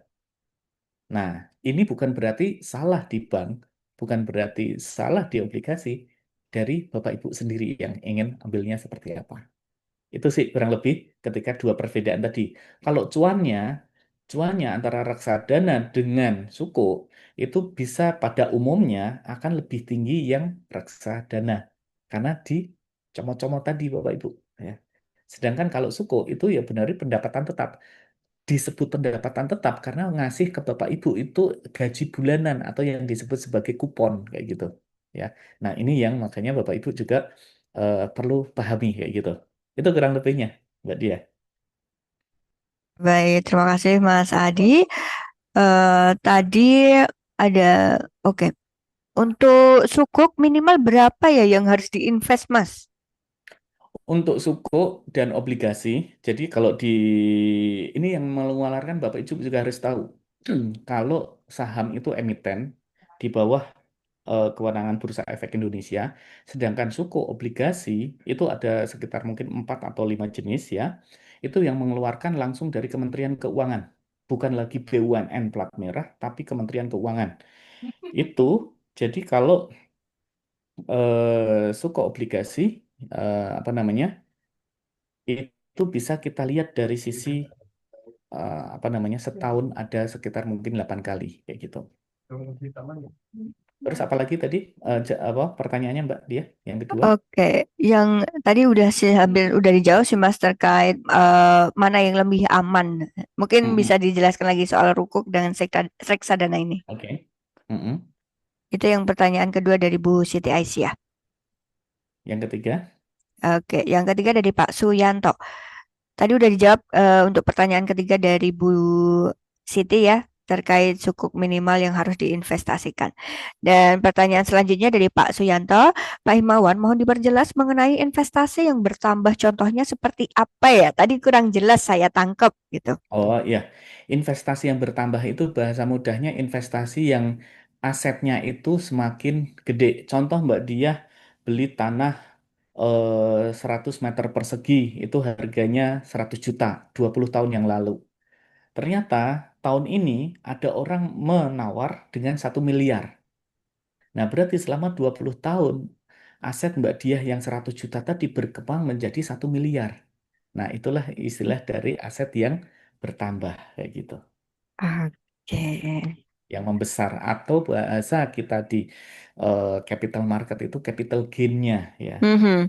Selisih nilai jual dikurangi nilai belinya kayak gitu. Ya, kayak gitu. Itu Oke. kurang lebihnya. Terus ada lagi? Baik, mungkin begitu Pak Suyanto sudah jelas ya, clear terkait apa yang disampaikan oleh Mas Himawan tadi.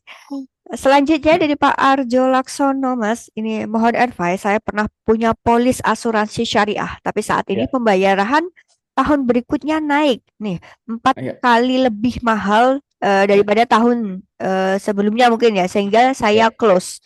Apakah ya. ini keputusan yang benar? Terima kasih. Wassalamualaikum warahmatullahi wabarakatuh. Waalaikumsalam. Bapak, itu bisa keputusan yang benar jika pertama aset liquid ataupun dana Bapak unlimited, nggak berseri ya. Tapi bisa jadi kurang tepat kalau aset Bapak itu masih terbatas. Nah, lantas bagaimana? Saran saya, kalau memang kenaikan itu sudah tidak memungkinkan dari cash flow kita untuk kita membayarkannya, maka bisa juga dicek pertama, cari alternatif asuransi dari perusahaan lain, satu. Yang kedua, Bapak turun plafon. Biasanya kan ada tahap-tahapan tuh. Misalnya ada beli yang gold, ada beli yang silver, ada beli yang bronze, atau yang platinum, dan lain sebagainya misalnya aja. Atau kelas kamar berapa, dan seterusnya. Kalau nggak bisa, maka downgrade aja. Karena minimal adalah apa? Yang kita kejar adalah kalau sesuatu terjadi apa-apa dengan kita, maka keuangan dan keluarga kita biar nggak kenapa-kenapa. Kayak gitu. Karena apa? Saya ingin memperlihatkan ini contoh satu apa namanya piramida Bapak Ibu yang kadang nggak banyak orang ketahui tapi harus dipahami. Ini Bapak Ibu searching di internet itu ada semua ya. Nah, Mhm. ada istilah kantong 3S. 3S ini adalah securing, saving, baru spending. Tapi kita kan lain ya. Kita itu spending dulu, kalau ada sisa ya baru saving. Kalau ada sisa lagi baru securing, kayak gitu kan. Ya itu termasuk saya sendiri, nggak apa-apa ya. Saya ngaku pertobatan ya. Nah, tapi kita lihat pondasi keuangan yang kokoh itu ternyata dari main income, warisan, ya. Kemudian, nah ada yang merah. Bahkan sebelum kita ngurus yang kuning, Bapak Ibu bisa searching di internet manapun ya, ada kejadian yang di luar negara apa kendali ini nggak bisa kuasa kita. Yang merah ini namanya protection program, bahasa mudahnya jadinya asuransi. Itu dia sebabnya kenapa orang di Indonesia itu lebih mudah rentan terkena risiko keuangan dibandingkan orang luar negeri, karena ketika pandemi tiba yang di close pertama kali bukannya investasi malah asuransi. Padahal itu tuh buat jaga-jaga. Ibaratnya kayak uang hilang ya. Bahasa mudah saya gini aja Bapak Ibu. Kalau misalnya kita nggak mau konsepnya bahwa kalau asuransi nggak pernah klaim rugi ya. Konsepnya begini. Kita misalnya hidup punya rumah di perumahan, kita sewa hire yang namanya security. Kebayang nggak Mbak Dia? Bahwa kita itu gaji dia security itu setiap bulan itu supaya nggak ada maling. Tapi maling satu ketika ada, ketangkep sama security. Pertanyaan saya, apakah ketika nggak ada maling, kita minta balik duitnya security? Karena nggak ada maling, kita balik. Nah, ini sama juga dengan kayak asuransi. Asuransi adalah security-nya diri kita. Kalau nggak ada hal-hal yang bersifatnya risiko kehidupan, sakit, kecelakaan, cacat, mati, tua, ya, maka kemudian kita minta balik. Enggak. Itu bayaran untuk security tadi. Kayak gitu. Udah, alhamdulillah, syukur, aman, kayak gitu. Nah, mindsetnya jangan dicampur adukkan dengan mindset asuransi, Bapak Ibu. Kalau dengan investasi. Kalau investasi, kalau nggak cuan rugi kayak gitu kan. Jangan sampai ngomong asuransi kalau nggak ngeklaim rugi. Nah, makanya kalau saya itu ikut yang syariah, Bapak Ibu, karena di syariah itu bukan dimakan oleh perusahaan asuransinya semuanya. Tapi ada sisihan yang namanya dana tabaruk, dana abadi umat. Ibaratnya kayak ini dana untuk arisan bersama. Siapa yang lagi pas eh, kebuka kocokan, dia kena sakit, ya udah buat bayarin si dia dan lain sebagainya kayak gitu. Nah, ini prinsipnya yang harus kita pegang, jangan sampai kebolak-balik. Kayak gitu kurang lebihnya, Pak.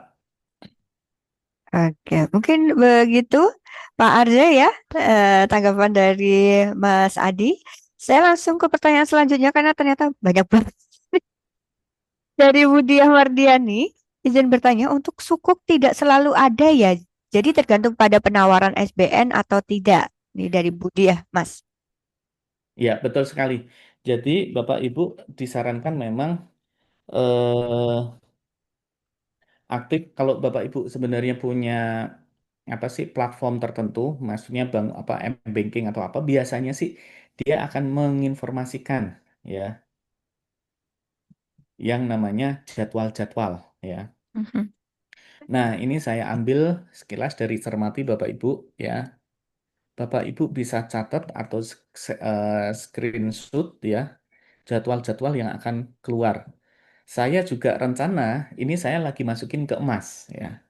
Semoga nanti sudah naik cuan berapa, saya pengen ambil yang SR24 Bapak Ibu di bulan Maret. Ya, Mhm. Maret ya. Nah, ini ada jadwalnya.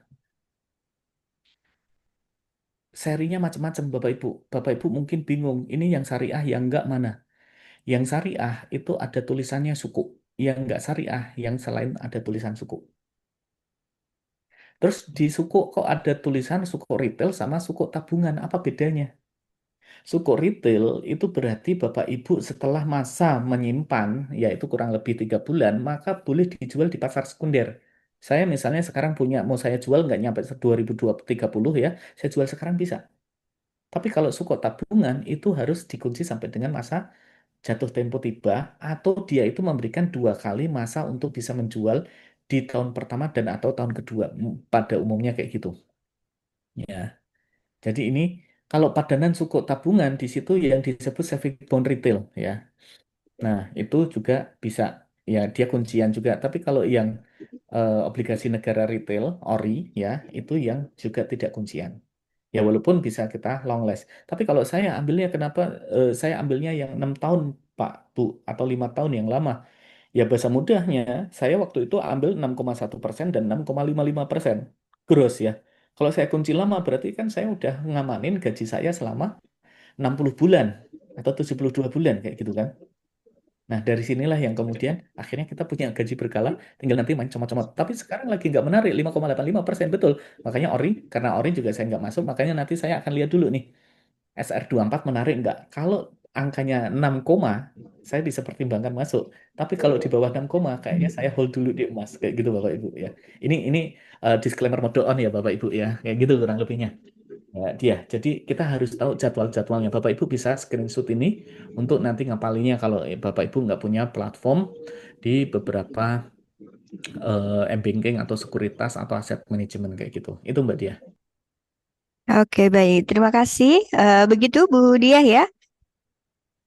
Oke, dari Bu Diah. Terima kasih infonya Pak Adi. Saya ambil 2 tahun dan udah mau berakhir di Mei 2026. Alhamdulillah. Baik, di sini saya akan bacakan dari Ibu Evi atau Bapak Evi, mohon maaf sebelumnya. Saya sudah pensiun dan mendapat pesangon. Saya berencana membuat toko dari uang pesangon tersebut. Berapa persen yang bisa saya gunakan untuk modal dasar membuka toko nih? Dan berapa persen yang bisa disimpan untuk dana emergensi dan persiapan dana sehari-hari? Terima kasih. Ya, ini menarik ya. Jadi kita ngomongin money management saat pensiun ya. Jadi betul, jangan langsung semuanya, jangan juga enggak kemudian create. Ini satu filosofi dasar Bapak Ibu perlu dicermati, dicamkan baik-baik karena saya pernah jadi korbannya, yaitu jangan pernah anggap bahwa bisnis saat pensiun itu jadi otomatis money mesin. atau mesin pencetak uang. Karena bisnis kadang butuh tumbuh, butuh jatuh bangun dulu. Pertanyaannya, sudah siapkah dengan dana kita yang sudah kita miliki, atau harus tergerus semuanya ke sana, atau sebagian? Maka yang bijak adalah kalau memang memungkinkan untuk buka toko, jangan lebih dari 20% Bapak Ibu. Mhm. 50 diinvestin yang WIT, 30% diinvestin yang bisa jangka 5 atau 10 tahun. Supaya apa? Masa 5 tahun atau 4 tahun pertama adalah masa likuiditas. Karena kita butuh liquid, kita butuh cash. Maka kita mantap dulu. Sembari kita juga taruh instrumen yang nanti bisa ngasilin. Karena kalau instrumen investasi, apalagi yang pendapatan tetap, disclaimer mode on ya Bapak Ibu ya, saya nggak nyaranin ke sana aja, tapi sebagai contoh ya, maka seenggak-enggaknya kita udah bisa ada harapan quote unquote ya, bisa dibilang setengah pasti. Karena dijamin pokok dan imbalannya oleh negara. Nah, dasarnya dari mana? Dasarnya itu adalah dari sini Bapak Ibu. Kayak misalnya kita buka ya, apa namanya, ori atau suku ya, yang DJJPR. Nah, ini.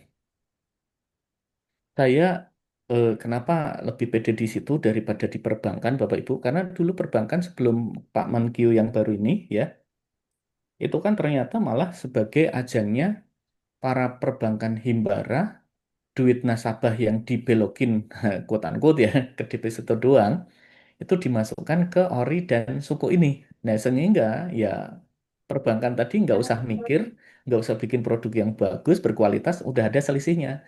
Hampir 4% sendiri selisihnya. Nah, ini kan kasihan ya masyarakat kita nggak diedukasi kayak gitu. Padahal apa? Sebenarnya ini kan diperuntukkan untuk hak masyarakat Indonesia, bukan untuk institusi kayak gitu. Ya. Jadi makanya kalau Bapak Ibu ngerasa bahwa kok nggak pernah diinfo, kok nggak pernah apa, ya benar banget karena ya ada kepentingan tadi ya. Ini tadi berarti sudah nggak ada. Coba saya cek lagi yang lainnya ya. Dia biasanya nanti akan ada eh, pengumuman atau yang kalau saya ini ori saya coba unggah. Jadi Bapak Ibu kalau mau searching juga kayak gini bisa ya cari kayak gini ya. Nah ini masih ada diperuntukannya ini bukan untuk institusi Bapak Ibu ya. Terus pakai prinsip syariah tadi ya. Bapak Ibu kelihatan nggak tulisan gede?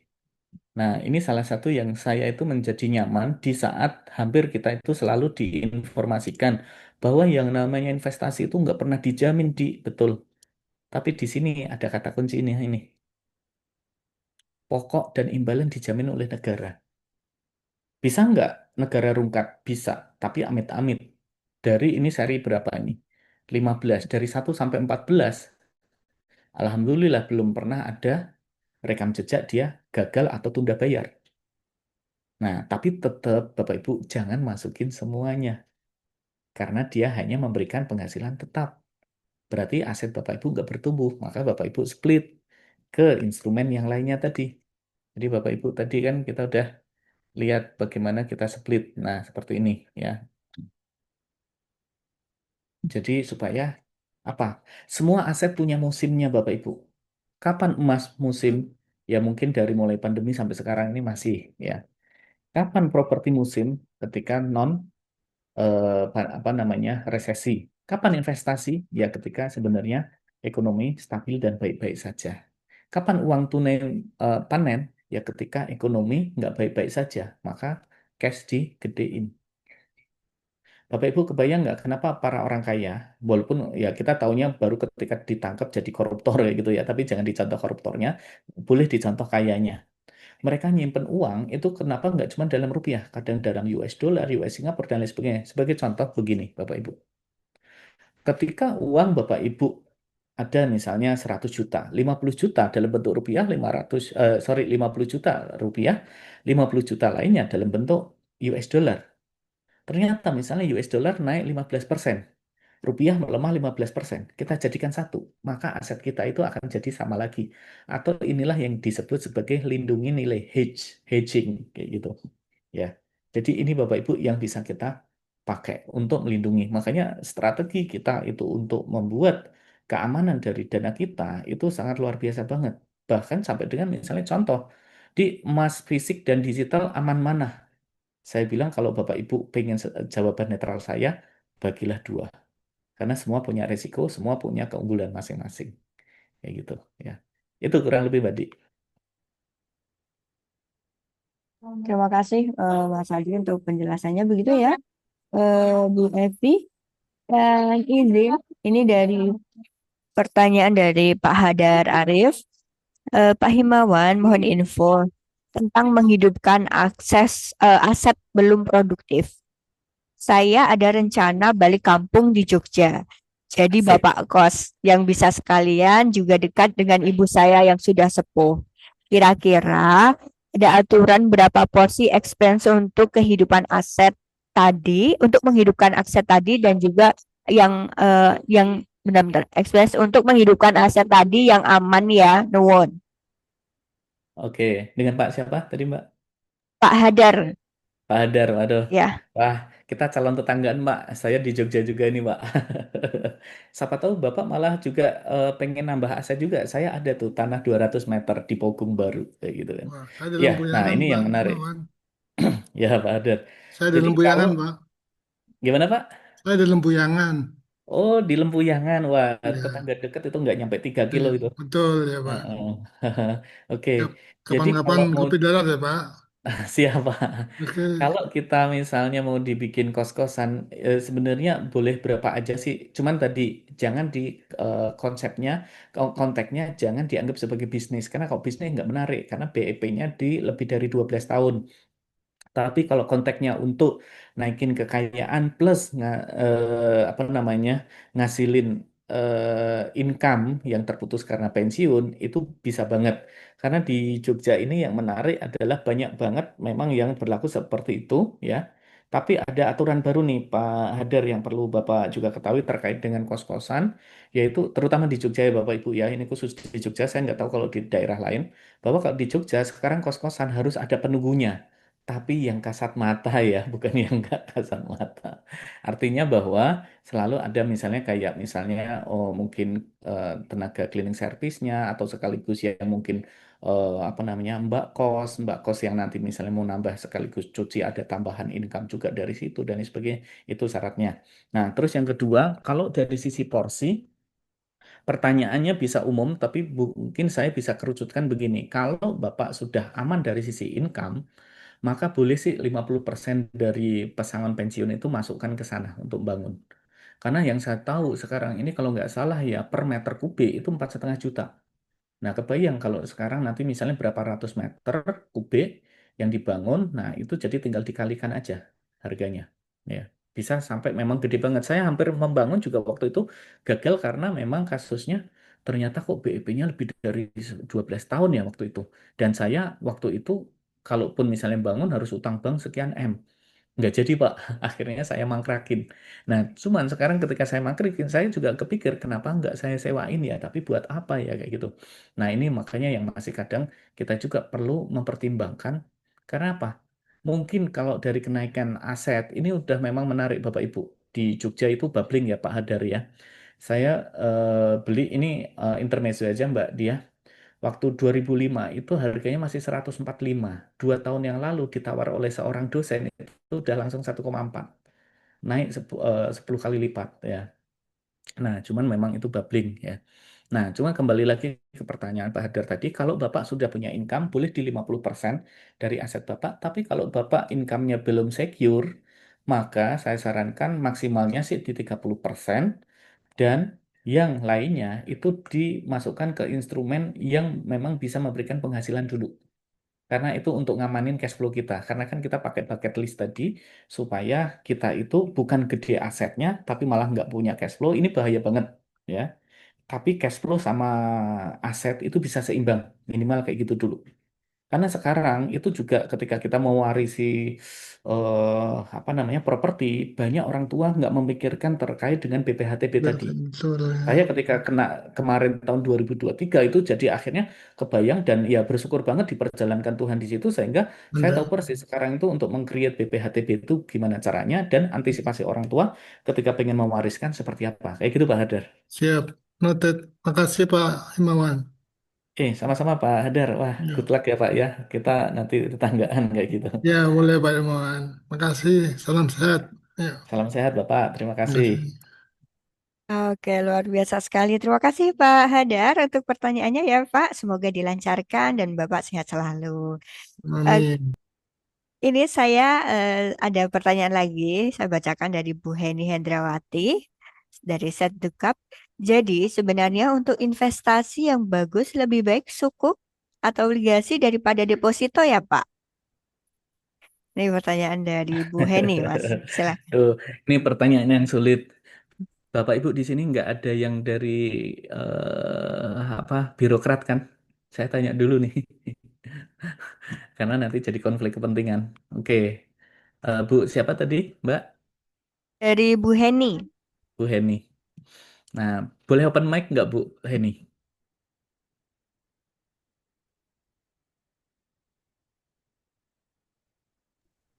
Halo Bu Bu Heni. Heni, apakah masih stay bersama kita semua? Atau oke lah, gini, kalau Oh misalnya ini Bu ya, ini Heni Bu Heni sudah open cam. oh udah, oke. Nah, misalnya deposito di mana Bu? Ini biar kita langsung apple to apple langsung. Bapak Ibu bisa langsung ngeliat real case-nya. Justru biar bukan saya leading ya, ataupun saya arahkan, tapi dari Bu Heni sendiri. Bu Heni misalnya deposito bank apa Bu? Misalnya. Maaf, Bank BNI. Halo, Bank Ya, BNI. Bank BNI ya. Oke, kita cek ya. Bunga deposito Bank BNI. Bunga Bank BNI itu misalnya untuk yang 1 tahun biar enak kita lihat ya. Kita coba klik. Dia biasanya ada tabelnya nggak? Bunga deposito. Mana ya? Kok nggak muncul ya? Oke, atau misalnya gini. Kita pakai yang 2,5 ya Bu ya. Ya, Nah, misalnya sampai 100 juta. 2,5. Bapak Ibu kebayang nggak? Kalau ternyata bunga deposito 2,5 itu sebenarnya yang kita bawa pulang ke rumah berapa? Mbak Di? 2,5% ya. Dikalikan 80%. Kenapa 80%? Pajak bukannya Mas, Karena admin. pajaknya 20%. Jadi cuma 2. Jadi kalau ibu punya duit misalnya nih 100 juta dikalikan 2%, maka per tahunnya cuma nambah 2 juta. Sekarang kalau kita ajak Bapak Ibu ke sini, ini contoh aja lah ya, 5,45. 5,45 ini kita kurangi dengan pajak dulu, 5,45% dikalikan 90%. Ketemunya 4,9 ya. Nah, ini dalam bentuk persen, kita kalikan 100 juta. Nah, dapatnya 4,9. Ibu udah tahu selisihnya berapa? Hampir 3 juta sendiri, hampir 3% sendiri. Ya. Nah, jadi sekarang lebih menarik mana? Kalau dari keamanannya, selama di eh, info aja suku 200 dapat 956. Betul, fix ya. Nah, karena 956 itu karena pakai 200 ya. 200 ini berarti kali 2. Ya. Jadi kita bisa lihat bahwa kalau kita masukin ke deposito, itu akan ada selisih 2,5 sampai 3% rata-rata Bapak Ibu dibandingkan ke obligasi atau suku. Ya, itu saja sih yang bisa saya sharingkan. Karena pakai fakta di sini, kita semuanya searching internet sama-sama tahu bisa kayak gitu. Jadi sudah ketemu ya, lebih menarik yang mana? Kalau dari sisi keamanan. Nah, keamanan yang satu ini, yang satu,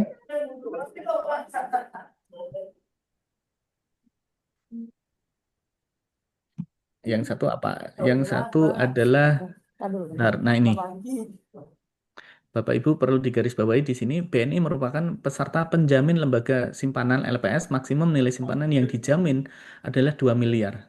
Sedangkan kalau di suku maksimal berapa M, Mbak Dia? Di 10 M ya, Pak. Untuk tenor 2 tahun 5 M, untuk tenor 4 tahun 10 M. Ya, tapi minimalnya Bapak Ibu boleh mengadopsi dari 1 juta rupiah. Saya nggak akan menyarankan ke sini atau ke situ, tapi saya memaparkan secara netral aja, Bapak Ibu. Ini yang jarang oleh perbankan sampaikan kepada masyarakat. Karena mereka punya kepentingan. Selisih 3% tanpa duit sendiri, seneng nggak sih? Happy banget, saya juga mau kayak gitu. Makanya perbankan kadang membukukan keuntungan sekian puluh, sekian ratus triliun. Ya benar banget, itu duitnya sebenarnya dari masyarakat. Harusnya itu haknya masyarakat kayak gitu. Makanya kalau menteri yang sekarang lebih tegas lagi, jangan hanya melarang, justru kalau institusi masuk situ, itu harusnya kena pelanggaran dan balikin ke masyarakat kayak gitu. Ya, tapi kita bukan dalam wewenang sebagai politisi dan polisinya pemerintah gitu. Yang penting pokoknya kita itu jangan sampai cuan kita kegerus hanya karena ketidaktahuan kita aja kayak gitu. Itu kurang lebihnya Mbak Dia. Oke, mungkin begitu, Bu Heni. Apakah Ya, ada tambahan sebelum kita kayaknya udah nggak ada pertanyaan lagi soalnya. baik, baik. Sudah jam Makasih 3. Pak. Hmm. Oke, baik. Terima kasih Bu Heni. Izin menyampaikan dari Pak Jasam Sukanta ya. Ikut berduka juga ya Pak ya. Bapak ternyata punya asuransi jiwa pendidikan di Bumi Putra, malah asuransinya kolab. Padahal itu untuk biaya kuliah anak. Terpaksa uang kuliah pakai uang pensiun. Ya Allah, semoga diberikan kelancaran ya Pak untuk kuliah putri putra putrinya. Oke, Baik. ini dari Bu Dia Mardiani tadi sudah ya. Kayaknya Bu, ini seperti komentar saja terkait bisnis cost. Dan yang terakhir dari Bu Siti Asia sebelum kita tutup perjumpaan kita ya Mas, sudah jam 3 lebih. Mohon maaf sebelumnya Mas Adi. Dari Oke. Bu Siti Asia terkait penempatan suku di bank manapun aman ya Mas ya. Oke, penempatan suku di bank manapun, Bapak Ibu, kita bisa lihat di sini yang namanya mitra distribusi. Saya Mhm. lama-lama kok jadi kayak salesnya ya, Mbak. Enggak Bapak Ibu ya. Nah, mitra distribusi itu adalah ini. Jadi di bank manapun yang tertera di sini, Bapak Ibu ya, itu maka ya insya Allah sih aman. Berarti ini udah kredibel. Bahkan nggak cuma perbankan, ada beberapa fintech mulai dimasukkan di sini. Nah ini contohnya fintech ada Bibit, Bareksa, dan Tanam Duit serta Fantastik. Mereka juga seleksinya juga mungkin ekstra gitu ya. Karena nggak semua orang fintech juga bisa masuk. Ada juga sekuritas juga masuk. Sekuritas itu kalau Bapak Ibu beli saham kayak gitu ya. Mhm. Tapi kalau di bank ini juga hampir komplit sih kalau kita lihat ya. BRI, BNI, BCA, HSBC, Mandiri, Maybank, Cimniaga, Panin, DBS, Danamon, Mega, UOB, dan lain sebagainya kayak gitu. Nah, ini juga bisa ya. Jadi kita bisa akses ke sini. Nah, saya sarankan sih kalau ibu bapak tidak nyaman dengan ketika datang ke bank, karena kalau datang ke bank itu bapak ibu mau ambil obligasi atau suku ini, pada umumnya akan dibelokin Bapak Ibu. Udah beli ini aja deposito, udah beli itu aja asuransi ini, udah beli ini aja jadi tabungan berjangka dan lain sebagainya. Mohon maaf ya. Karena kasusnya ibu saya sendiri kayak gitu. Eh, beli beli asuransi dibilangnya investasi. Nah, ini kan serem banget. Akhirnya yang saya lakukan adalah apa? Kalau saya ngakses kayak gini, saya kebetulan pakai yang biru kuning ini Bapak Ibu.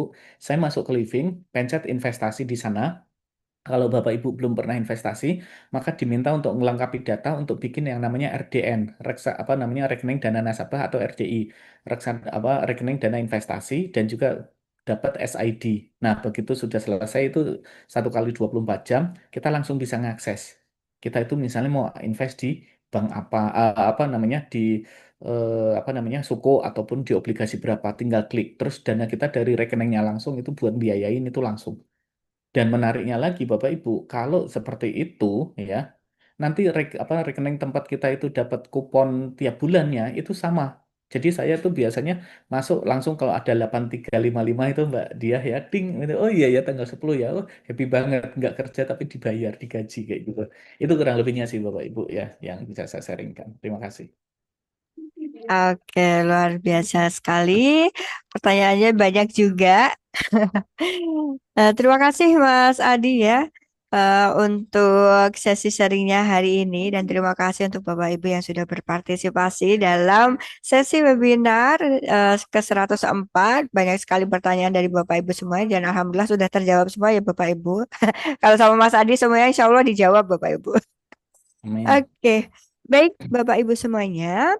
Sebelum kita menutup perjumpaan kita pada hari ini dan kita akan tutup dengan foto bersama, namun sebelum itu boleh Mas Adi menyampaikan closing statement-nya untuk Bapak Ibu semua dan peserta yang hadir pada hari ini. Silakan Mas Adi.